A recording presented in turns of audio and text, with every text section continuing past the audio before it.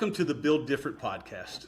I'm your host, Nicholas Johnson, and I'm also Chief Evangelist at COAA, and I'm so very happy today that you chose to join us for episode 11.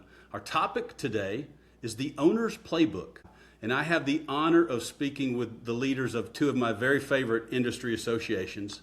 Howie Ferguson is the Executive Director at COAA, and Greg Sizemore is the Executive Vice President of CURT. Gentlemen, welcome. Thank you so much, Nicholas. Good to be here with you. And with you also, Howie. Same, Greg. Well, Greg, let's start with you. Tell our audience a little bit about yourself and a little bit about CURT. Thanks. I appreciate it, Nicholas. And first of all, thank you for that kind introduction and thank you for the invitation. We are honored. And also, thank you for being such a vital part of some of the fabric of our programming over this past year.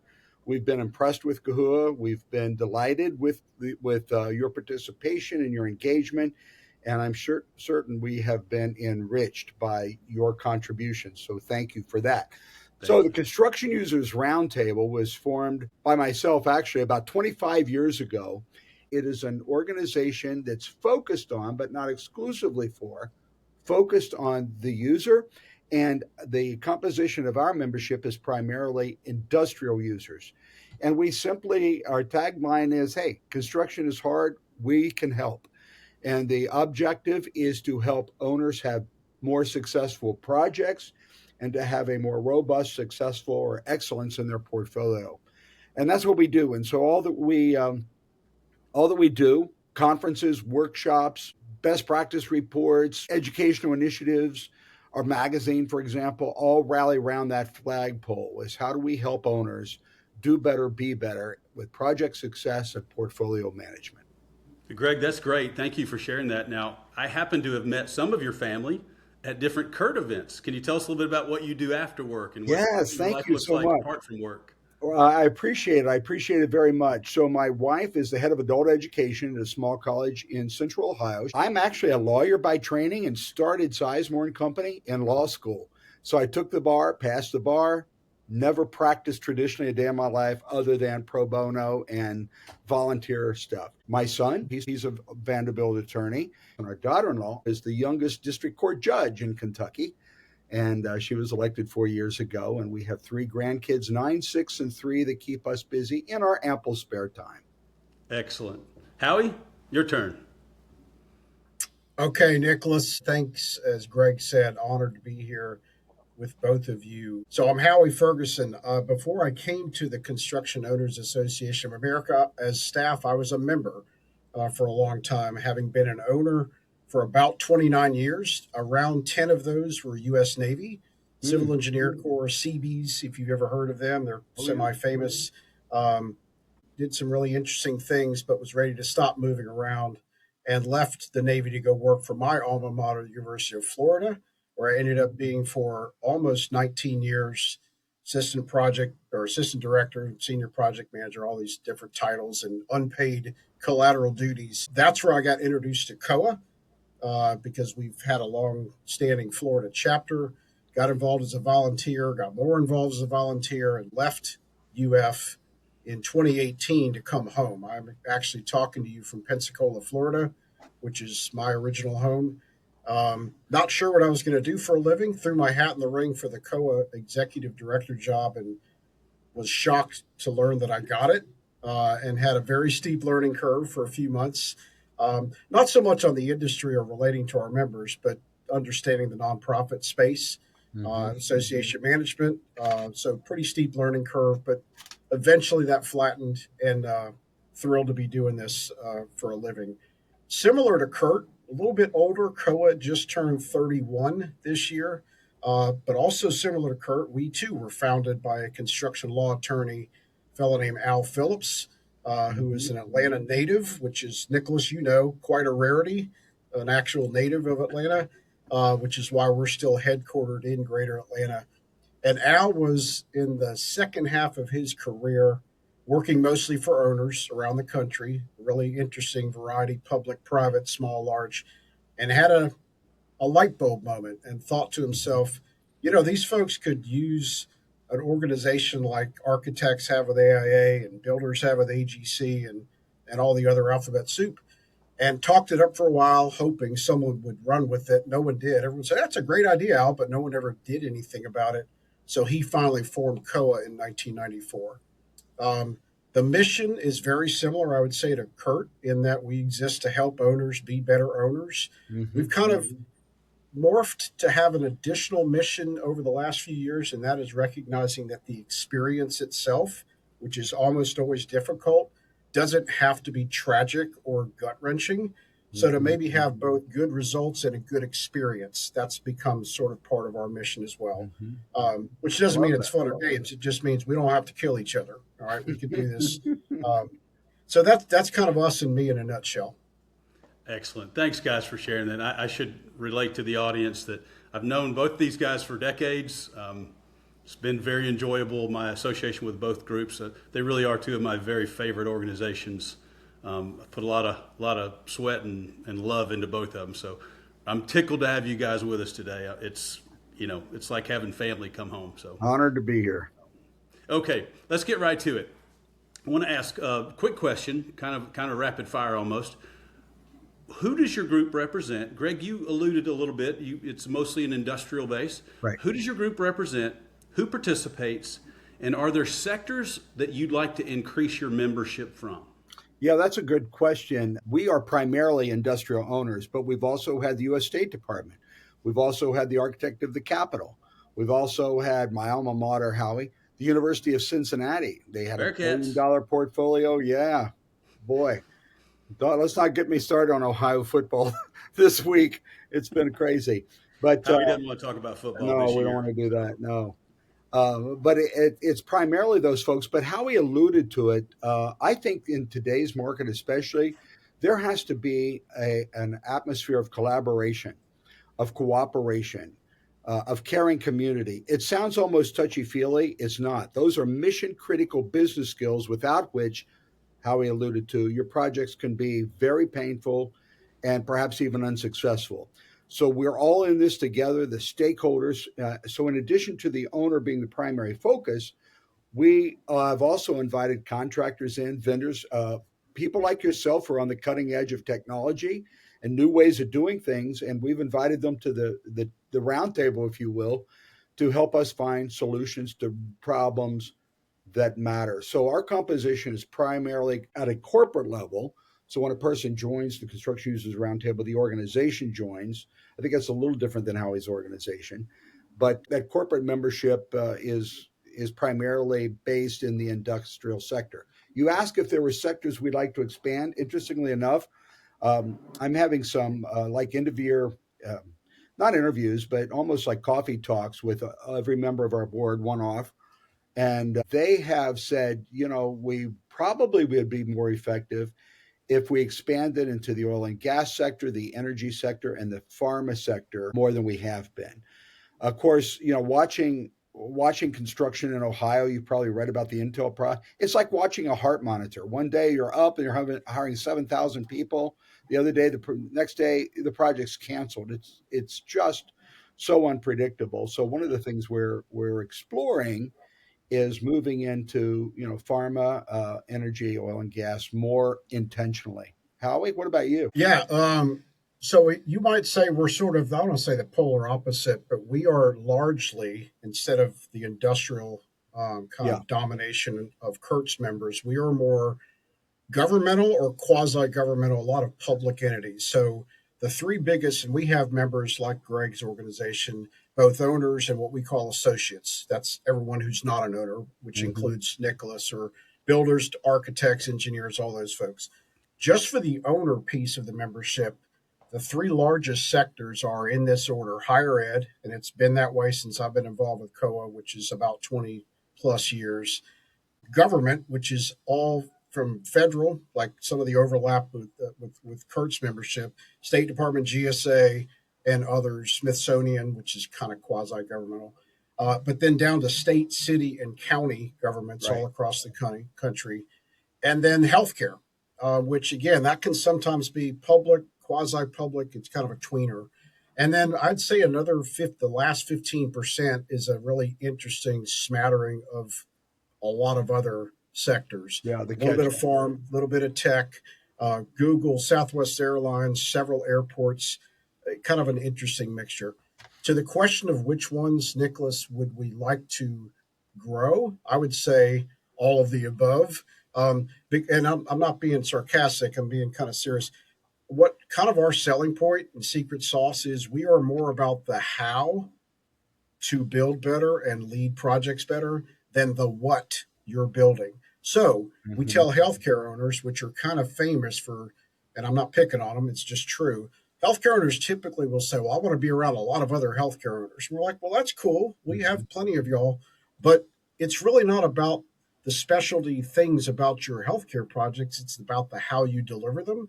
So you can learn just as much from Chick-fil-A or the University of Texas or Yeah. Exact Sciences as you can from other healthcare owners. So that's kind of our sweet spot.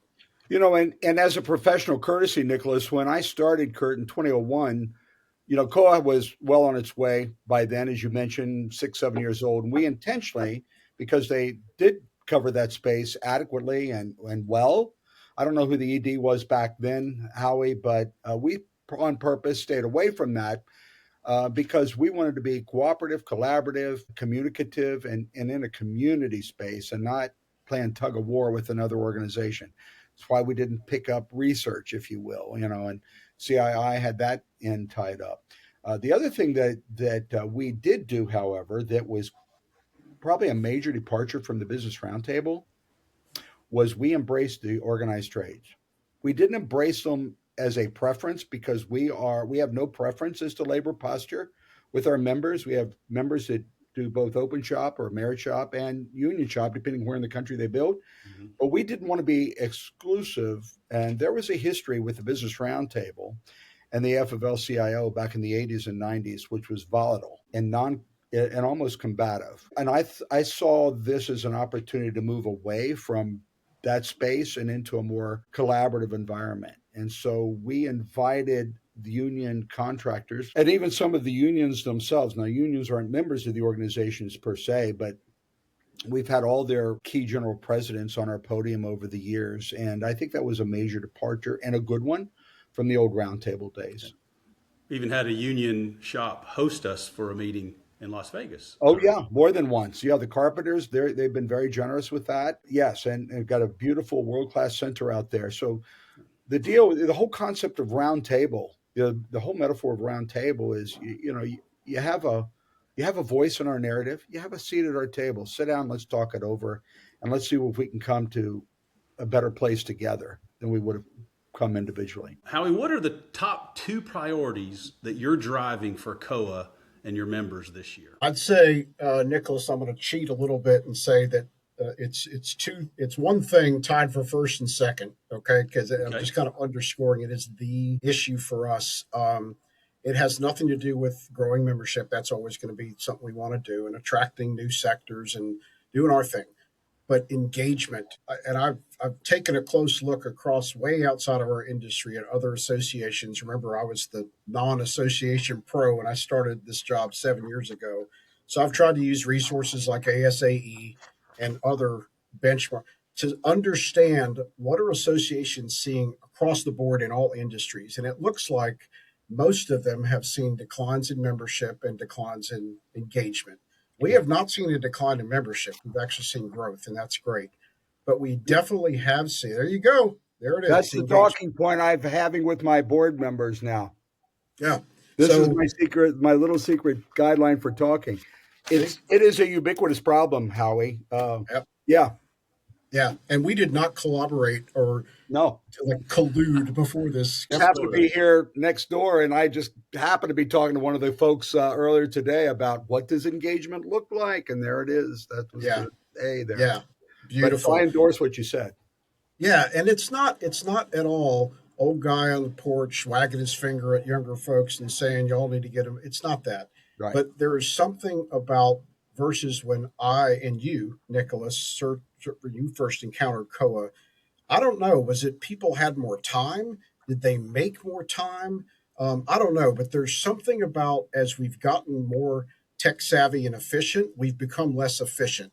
And I can't understand that paradox, but we are seeing less folks. The folks still care. They still want to do projects well, but carving out time to be, and I don't mean being the president of COA, but just engaging and all Mhm. that means, Yeah. that's our biggest concern right now. Okay, so engagement was one thing. What was the second? What was tied for? Engagement. I was saying I'm cheating by saying Oh, okay. there's nothing, I don't even know what number two is because number one is so important. Yeah. Okay, very good. Greg, I'll let you answer the same question. Top two Well, I priorities. mean, Howie stole the party line right there. And I think when I first formed CURT, owners were, and you're right, Howie, they had more discretionary time and they were eager to come together to create content together. They were creators. They would create white papers. They would create reports. They would create benchmarking surveys. They would create the owner's blueprint for safety improvement or work. Now the owners that are coming to us say, "What do you got? What do you got?" No, I don't have time to be a part of the creative. Just what do you got? What products Yeah. and services? And that's if they can come. Here's the other thing that is important in engagement. We've seen the same thing, Howie. So, and you're right. I think this is you. This is everywhere across the sector. The construction industry is so strapped for resources that I'm hearing from even some of our longtime 25-year people. I just don't have time to hop on a plane, go to Naples, spend 2 days, spend a day coming back. And please don't ask me to do that 4 or 5 times a year. I can't do it. Well, what about this person or that person on your team? We can't afford to let them go. There is one owner who's got a 31-year-old in charge of a $1.2 billion project because that's all they've got is resources. Wow. That's the reality of the industry. So when we talk workforce shortage, which would probably come in as our number one, engagement, I certainly agree with everything Howie said, but workforce not only at the craft level, at the quality level, and also, and it sounds condescending because I don't mean to take anything away from our skilled craftspeople, but what we historically call the professional, the CEs, the CMs, the startup coordinators, all the people that are managing, who are typically owners who are responsible for those projects, that talent's going out the door. There are more of them coming out than are coming in. And we've got to figure out what engagement looks like in 2026, where you can deliver the value without having to come and meet face to face all the time, or at least as frequently as we do. And Nicholas, sorry if we're straying from where you're trying to get to, but I just have to throw a plug in back at my friend Greg. The reason Greg and I met years ago, he may not even remember this, is that COA was a Easy little late now. to the. No, this is a good story. We were admittedly a little late to the game in understanding the depth and breadth of the skilled workforce Oh, shortage. And I went down to Orlando to meet Greg to say, on behalf of the COA board that I yeah, was then representing, I wasn't staff yet, right. hey, maybe COA and CURT should get together. If we ever would get together on something, this would be it. I can't say that necessarily led to something, but my point is CURT was way ahead of us on this, and it's still a problem. So yeah, if there is a second or third or fourth, Nicholas, back to your question, absolutely, that's still a thing. There's so much work to do. Who's going Oh, to do it? That's kind of the problem. All right, guys. Now we know a little bit more about COA and about CURT. Let me ask you this question. Howie, I think this will resonate with you particularly, so we'll start with you. What does good ownership look like? Yeah, it's almost a softball, Nicholas, and I know you Yeah. know this because this is kind of part of the COA Way ethos, which is not, the word way throws people off and they think that we have the easy book, the easy button, the recipe. Hey, do these 10 things the COA Way. No, it's more of a mindset that recognizes that there is such a thing as a good owner and mhm. conversely, not so good owner. The way I would boil it down, Nicholas, is certainly words like fair and transparent and communicative and timely with payments and decisions. All of those things, certainly. But here's what I think when you really distill it down in 2025 and beyond, I think the good owner is an organization or a person who recognizes that there's a lot of work out there and skilled builders and designers and commissioning agents and software vendors, they got their pick of the litter. They can go choose to work for someone who's a better owner. That doesn't always used to be that way. Right. The good owner these days is actually looking at, they may not be marketing themselves, but they're at least aware that if you aren't at least trying to improve your processes, be more collaborative, be fairer, be more fair in your contracts, all of those things, which doesn't mean roll over and give the vendors whatever they want, but it means level playing field. Well, then people will choose not to work for you. Yeah. Mm-hmm. The market will determine your fate. That's what I think the good owner is doing. They're looking in the mirror and trying their best to continuously improve through a CURT or a COA or whatever. Greg, what would you add to that? Well, number one, I want to endorse everything Howie said. He's spot on those issues. I would add that a good owner is also, and I think he kind of touched on it tangentially when he said transparent, they're collaborative.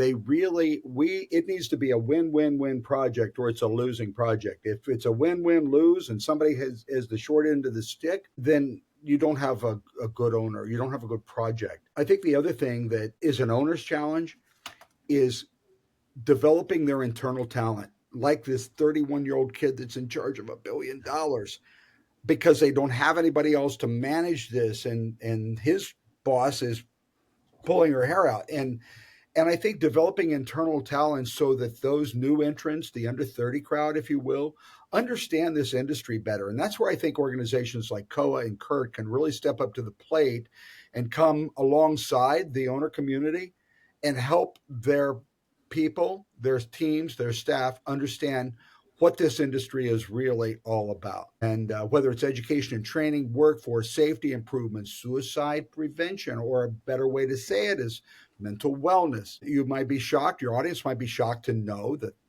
we're the number one industry for suicide. I mean, it's a terrible word. It's hard to say, but the reality is it's there. It's immense, and owners and contractors and folks like those in the co-organization are also starting to set up and take notice that mental well-being is important. And it's even important at the craft level. When you get folks that are asked to do 7 10s at a time, or asked to go to a remote location, you throw a few $100 a day at them and they're missing their kid's football game or the grandkids' ballet recital, and you're living alone in a hotel room and you're getting up to do 12-hour grinds day after day after day after day. Look, there's a price to be paid for that. There's no easy solution because, like we said a minute ago, there's more and more work coming in than we can handle to begin with. But we've got to do something to develop internal talent. I think the other big shift, too, Nicholas, is the role of the contractors changing. More and more contractors are almost owners and contractors. They're serving as owner reps, and owners are off sourcing to them because they have no choice. There's no capability internally. And so they depend on the top 10, 20 contractors to have owner-like capabilities. And that's a big shift too. I don't know if you've seen that, Howie. Absolutely. Greg brought up mental wellness. That's an even better term than mental health, but they're both. And 1000% agree. It's so interesting. The three of us, or I don't roughly know, but I would guess we're ballpark, within a few years of each other age wise. Can you imagine 30 years ago in this industry that we would not be laughed out of the room for talking about mental health? Because 30 years ago, we would have been. This industry was all about rub some dirt on it, you're fine. That's just not reality. That's just wrong. So thank goodness that, and I would say that CURT and COA have probably helped a little bit. Yes, they have. We got to talk about this stuff and we got to get it right.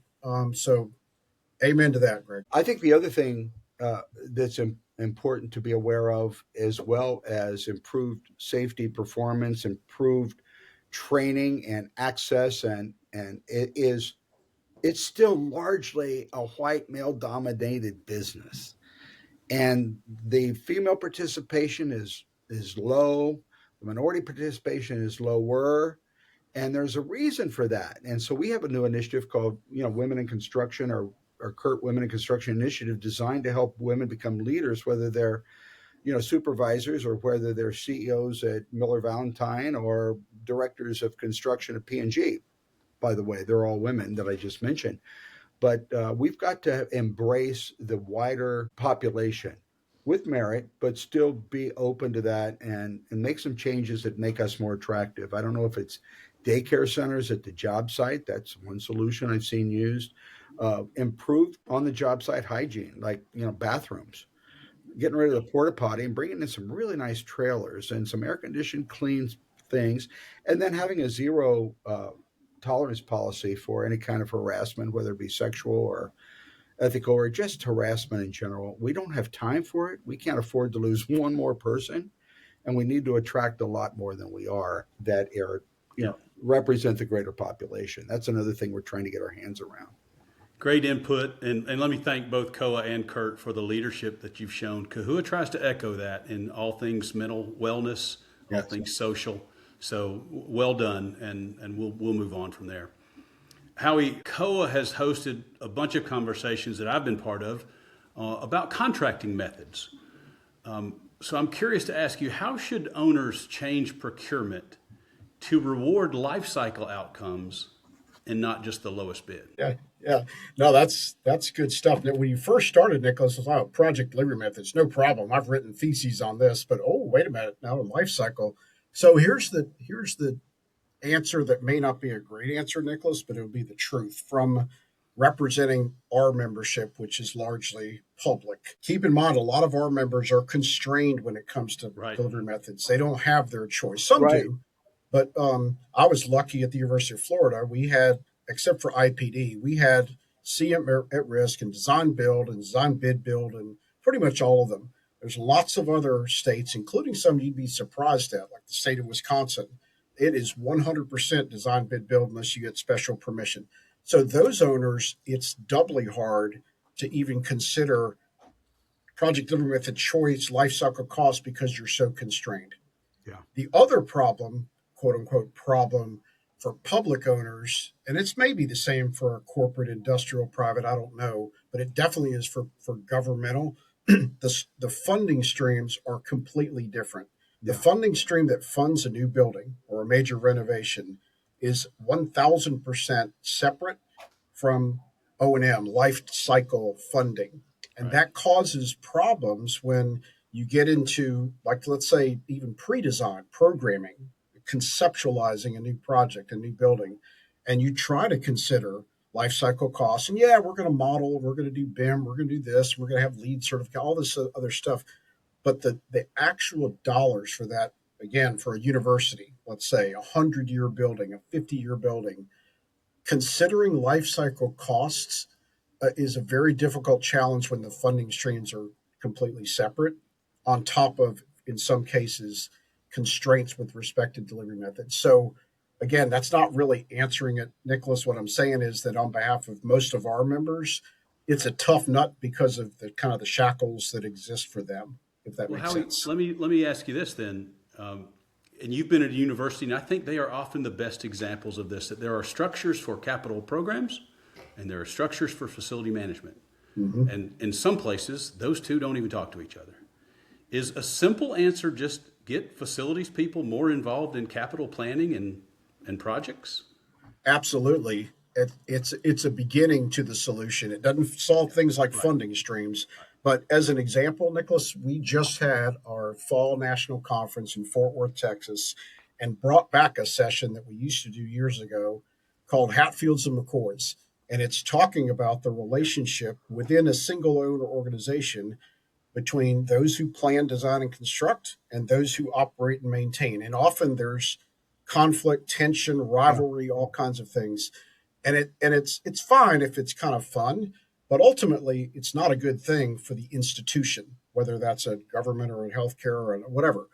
And at the end of the day, the people who use those facilities, they don't care what it says on your shirt or what side of the house you're on. They just want a building that works and they're not cold and the faucets work and they don't care about all this. So yes, that is absolutely a way. And to go even a step further, well, what did you talk about in this session in Fort Worth? Well, things like involving operations and maintenance way back when you select your design and construction partners, involving them in the commissioning process, which should start in design, not in construction, et cetera, et cetera. It's not, hey, we'll throw you the keys when we're done. Yeah. That cannot be the approach. And that's what most of our owners are doing, is simply involving them early and thinking about operations and maintenance before you even start designing. If it's a focal point of every design workshop and every construction meeting, well, there's a chance that you may do a little bit better than average. Greg, I'm going to come back to you, and I'm going to tell you that I've heard Howie say many times that COAA is contract method agnostic.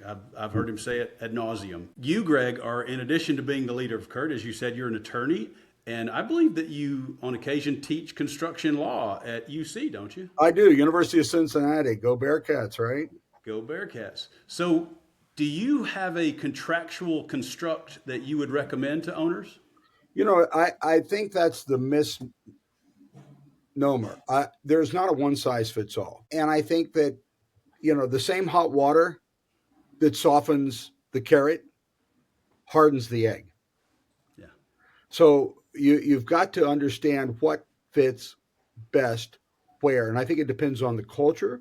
It depends on the risk profile of the stakeholders. And to the credit of the industry, we've come up with some pretty creative things in the last 10 years. And they've really taken hold. And even organizations like DBIA and IPD and the Lean Construction Institute and all these things that are really contributing to better, sometimes not simpler, sometimes even more complex, as Howie pointed out. But he hit on the key area, and that is when you get all the stakeholders at the table instead of handoffs to construction, design and throw it over the fence. This one does his thing, throws it over the fence. It gets to construction. All the spotlights come on, and it's why we out of schedule. Where's our quality issue? Why is our safety like it is? And so the spotlights from corporate, from upstairs, are on the construction process. All you hear about is the $6 billion Eli Lilly plant or the $30 billion Intel plant. It's all on that construction piece. And Howie's exactly right. If you reverse engineer that whole process, there's got to be a better way to get the decision, even the insurance people. Let's talk risk. Even to some extent, and this is controversial, but what's the labor availability and how does that impact risk? How does that impact cost? And if we're working 5-10, 6-10, 7-10s, what about safety? And who's responsible for these things? So I think that too often there's this tug of war with owners and contractors, and risk is the name of the rope. And it's just who has the stronger pull, that wins the day. But one size fits all, I don't think we can start with that construct. I think it has to be a collaborative, transparent exercise. And that comes down, I think, to culture. What's the culture of the organization? And I tell you, the other thing that sometimes discourages contractors is owners pushing out payment terms. Back in the day, 30 days, that 30 was common. Then it went to 45, then 60, then 90. Now some owners have 180-day payment terms. In the meantime, contractors are paying their boys and girls every 2 weeks. They're not going to get paid till nearly 4th of July at this point. That's obscene that a contractor is playing bank for some of the Fortune 100 companies. Subcontractors fund our construction industry. It's becoming more true now with the terms you're talking about. And there's no reason for that with the technology that we have now that allows us to easily quantify what work's been done and what's not. I think it goes back to something Howie said, and that is getting, he said something, and I want to point it out to your audience. Commissioning starts at the planning table. Yeah. Commissioning starts at design. And getting the right people at the table at the start of any project. And I think also the second part of that, and sometimes I get ahead of my skis, but having a whole portfolio management concept versus project by project by project. What are we doing across the portfolio that helps improve the end result? Look, there's a lot of construction firms in Washington, D.C., in McLean, Virginia, 2 or 3 stories, 4 or 5 buildings, and all they do. And when you walk through those places and they have names on the door like War Room 4, and you see prominent contractors or prominent owners, we still have a big problem. And so I don't think there is an easy answer to that. But I think Howie's onto something when he mentioned, let's get everybody at the table and maybe even a facilitator, and let's really come up with what we believe is the best bad idea we can come up with. It may not be the best idea, but it's the best bad idea we can come up with. Yeah, Nicholas, my take on the question, and I can't remember if owner remembers, starts with a statement, declaration that I bet you guys both will agree with. In my opinion, I've been on big projects, small, medium, large, all kinds of. The most important person on every project, without regard to scope or scale, is the superintendent of the GC or CM. Oh yeah. There's lots of important people. That is the number one most important, most critical skill set of all. Yeah. So if you take that down to the trade level, maybe there's 25 or 30 trades. Each of those trades, superintendent or general foreman, is kind of the key cog for that organ, for the electrician, for the mason, for whoever. If I walk a job site as an owner and I see, and I'm not doing it every day, I'll do it when I can, but if I start seeing different leadership at the trade level, I got issues, right? I get it that Joe electrician under that superintendent may change, go to another job, but if the leadership of certain key trades seems to be a revolving door, that is one of the red flags that I used to say, oh, hold up, I got to talk to my CM or GC. How come I'm seeing different leadership every other week from this one trade? That was one go-to for me. I think another L, if we want to stay with the alliteration of the lack of transparency, an unwillingness to be transparent. And it always is a red flag, and they'll put it on, well, it's our corporate policy that we can or can't do X, Y, and Z. How many times have we heard that? And so they offload that responsibility on some lame excuse, but lack of access, lack of transparency should also be a red flag. And I do agree with the fact that a revolving door with leadership is also a red flag. In fact, Howie knows as well as I do that there are owners that will hire certain GCs only if they get the A team, what they consider the A team in leadership, because they've been on other jobs with that same owner. They know what's hot, what's not, who's hot and who's not. And I've known of owner organizations on significant projects to ask for specific teams at an organization. I've known of, actually, Greg, it was a hospital project in Cincinnati 20 years ago, and one Midwestern general contractor was fired before the job started because they swapped the superintendent out from the proposal. Oh, many stories like that. Yeah. Yep. And they will require that superintendent or that leadership team, I'll call it, may be more than a soup, but to be on their job because they've had enough gut punches and right. to know what's hot and what. It was a superintendent that had built another project for them. They loved him. They knew it would be a successful project. And I think it all comes down to the point that I've heard at COAA meetings, I've heard at CURT meetings. It doesn't matter what your contract type is. It matters who your team is. If you put a good team together and they work together, you're going to have a successful project. Yeah. And if you don't put a good team together, you're not going to have a successful project no matter what your contracting method is. All right, let's turn to ESG for a moment. How are owners realistically integrating embodied carbon and resilience into capital decisions? What's you guys' experience from your membership? And can you share an example of a policy that works? I've seen a little bit of a shift from that, Nicholas, and I think it's politically driven. 4 years ago, 3 years ago, that was a big deal. That was on the front burner.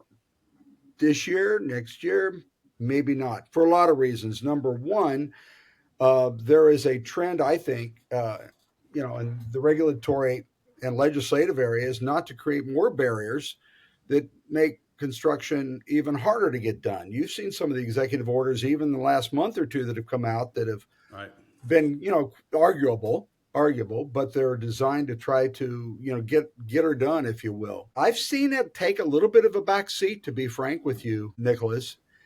It used to get a lot of airtime at CURT. It's still respected. It's still something we need to do, something we need to work on, but it's not priority. Priority these days is getting permitting so that we can get on with the projects. Howie, any example of a policy that works? No, to be brief, Nicholas, no. But I do have thoughts on ESG. I don't disagree with what Greg and you have said, politics and 3 years ago versus now. I will say this, again, speaking on behalf of the COAA membership, which once again is more public, governmental, et cetera, as opposed to as compared with CURT. I would say the E part of ESG is nothing new. Most of our owner organizations, especially higher ed, they've been doing. I was doing LEED certification at University of Florida 24 years ago. Yeah. There's nothing new there. Now maybe we weren't trying to get net zero and 100% carbon, but we were trying to be greener. We were trying to be That's more right. sustainable, right? So that's not really new. The S and the G part is a little trickier, but I would say Greg actually mentioned something that we both did about inclusivity, and we need everyone on the planet to help with this workforce. I don't care what color, what gender. Come on, if you can, if you are willing to work hard, we'll take it. So in a way, I think the market has driven the industry to be more socially aware, if you will. And frankly, like the thing we talked about with mental health 30 years ago, I'll rub some dirt on it. Times have changed and out of necessity. So I would say, even if there's not a policy, even if it's not meeting a federal edict that exists or doesn't exist about E, S, and G, I think the industry has adapted to the world and hit most of the highlights of what ESG was about. That's my take on it. Yeah, they've acknowledged it. It's not going to go away. It's still part of contractor pre-qualification, but I'm not sure it carries the gravitas that maybe it did a couple years ago. Yeah. And it's got to come back. It will come back You in guys have terms of both it heard being me. a priority. You guys have both heard me say before, I think there's an easy solution to our labor crisis in construction, and it's in the 50% of our population that is almost not represented. Yeah. So it's women in construction. That's going to solve our problem. Yeah. And here are our three guys talking about that. But I tell you, I'm sure Howie's done the same, but we've made it a concerted effort to have women represented. We've always had them on our board. We've had them several times as chair of the national conference. Angela Scow now is on the board. Julia DeRossi was on our board from GSA. And so we've had, we've tried to do it. The problem is at the highest levels to get senior people, you've got to go back 30 years and say, well, what were they doing 30 years ago with the ladies? Well, that was real bad. And so now that those people are senior in their careers, it's hard to find them senior in the career now. All right, I'll move on. I want to ask you each about a topic that's really important to me and has become important to COAA, and that being the topic of asset data handover at the end of a project. For decades, we've delivered digital paper to our owners at the end of a project, when what they needed was data, in the form of data, in a database, with links to those digital documents, of course. COAA has been promoting a methodology, a method that we think should be part of any owner's project controls toolset. And that method we call asset-centric project management.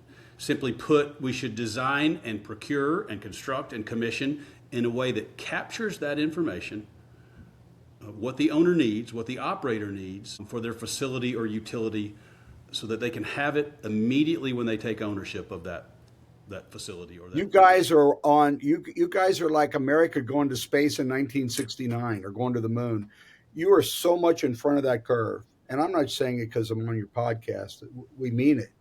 You've heard us really acknowledge COAA before, and it's it's cutting edge technology development to create what you've just described.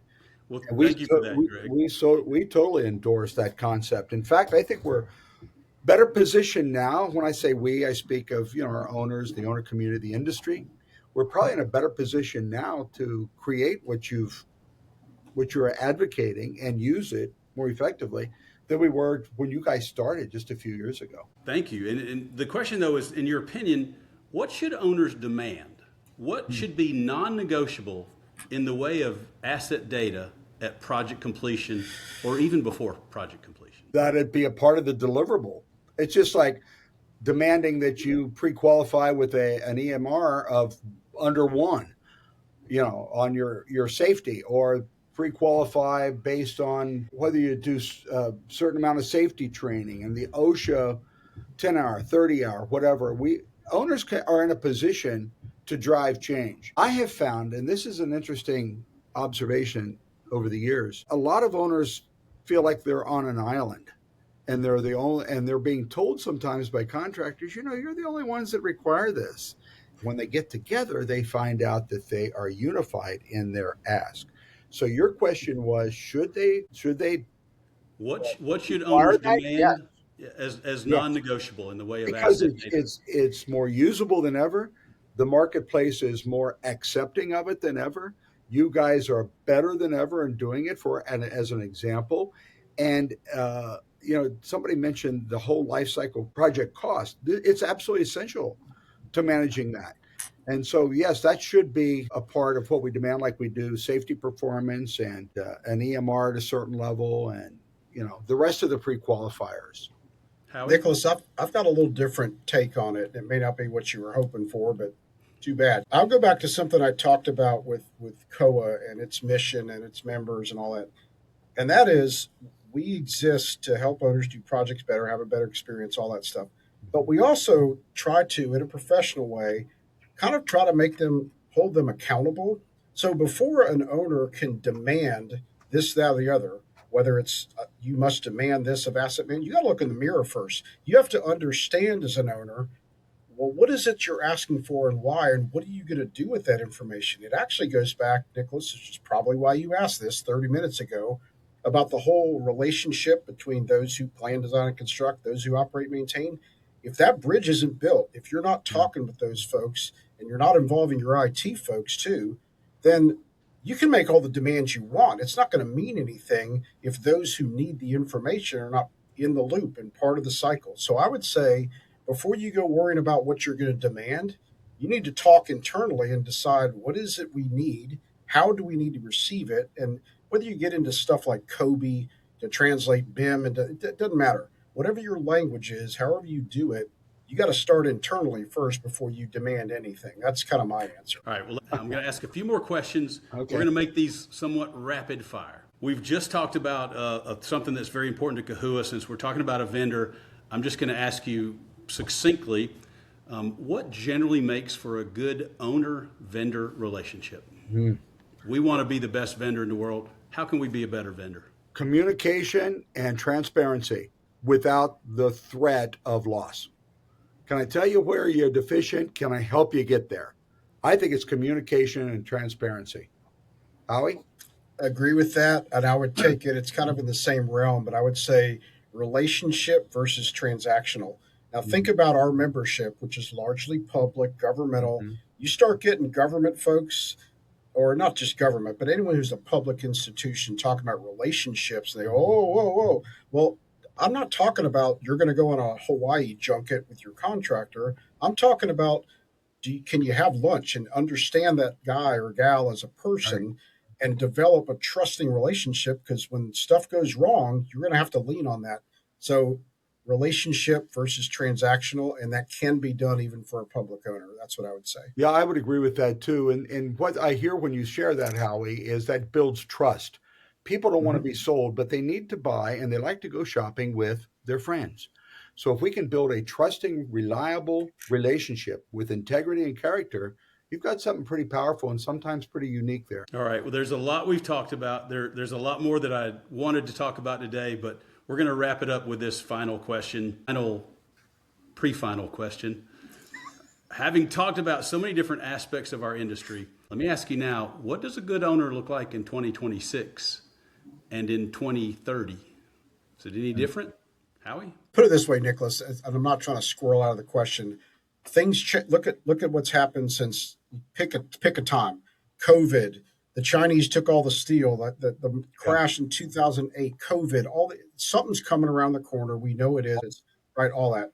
So I would go back to the first answer to your initial question. I don't think things like being fair, being transparent, being communicative, being that good owner, I don't see that changing.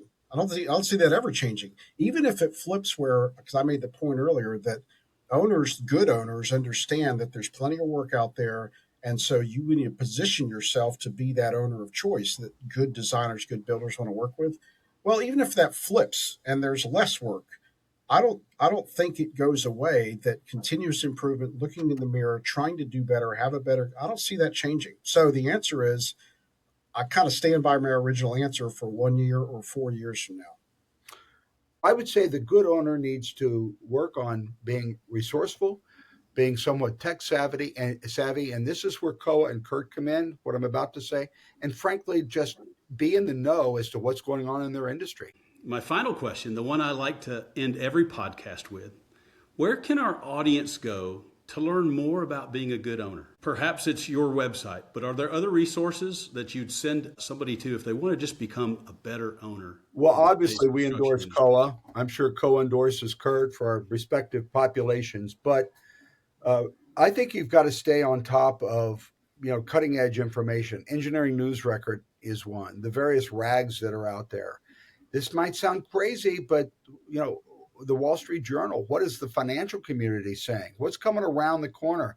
Just got an announcement today that a major pharmaceutical company's got a 30. Can you imagine?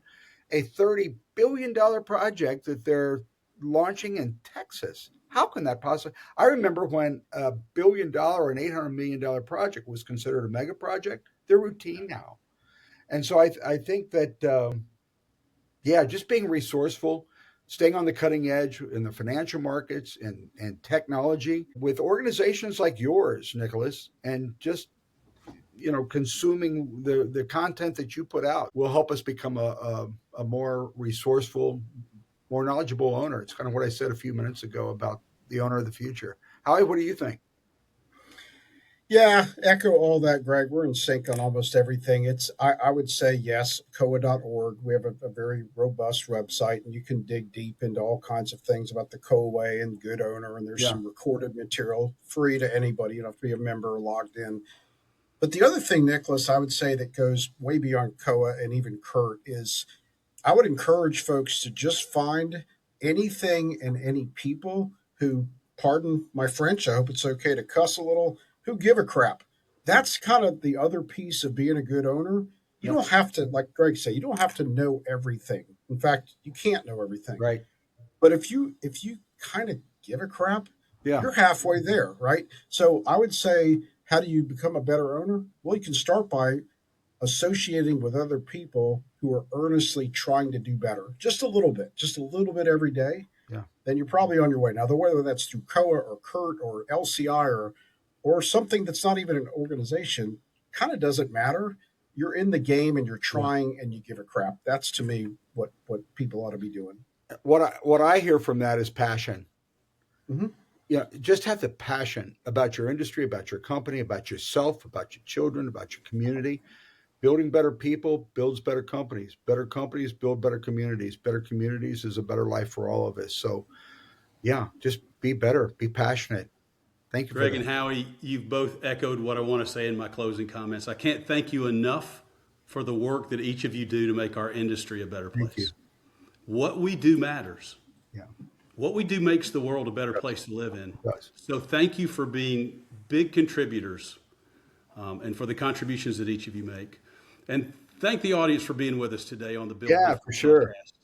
Folks, I hope you've enjoyed our conversation today. Please be sure to share it with one of your industry friends or one of your teammates.